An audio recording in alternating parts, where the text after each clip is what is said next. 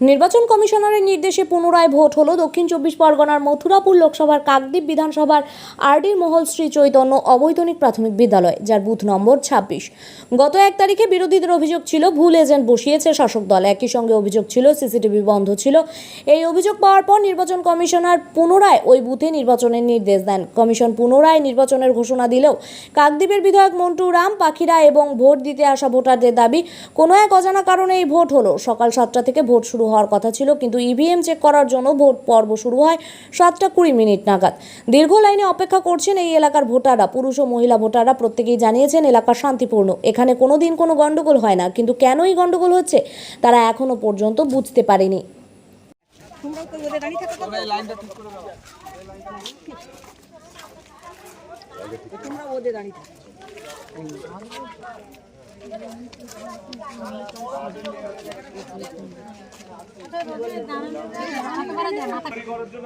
দাঁড়িয়েছেন এই আজকের আবার দ্বিতীয়বারের জন্য ভোটের লাইনে কেন?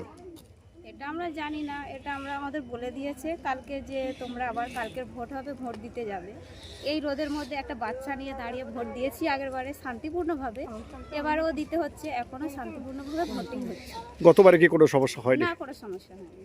এবারেও কোনো কিছু হচ্ছে না? না, হচ্ছে না। আপনার নাম? মনোয়ারা খালি।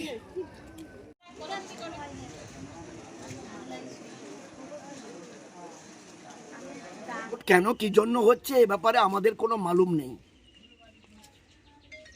মানে যারা লাইনে দাঁড়িয়ে আছেন ভোটদাতারা, ভোটদাত্রীরা, মা বোনেরা, তাদের কাছে সকলেই প্রশ্ন করেছেন। আপনাদের সাংবাদিক বন্ধুরা, আপনি কি সাংবাদিক এসছেন, তারা প্রশ্ন করেছেন। তারা পরিষ্কারই বলেছেন যে গতবার আমরা শান্তিপূর্ণভাবে ভোট দিয়েছি, আজও আমরা শান্তিপূর্ণভাবে ভোট দিচ্ছি। মমতা বন্দ্যোপাধ্যায়ের উন্নয়ন, লক্ষ্মীর ভাণ্ডার, বিনামূল্যে রেশন, স্বাস্থ্যসাথী, কৃষকরা কৃষক বন্ধু,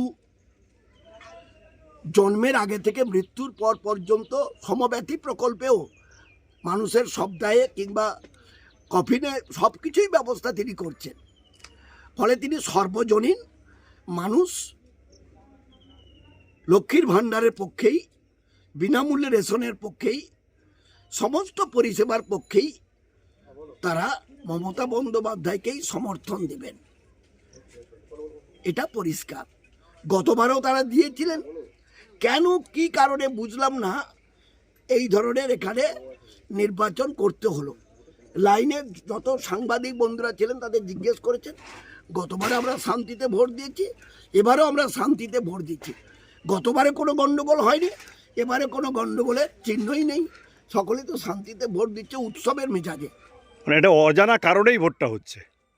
সেটা আমি কি করে বলতে পারি? Thank you.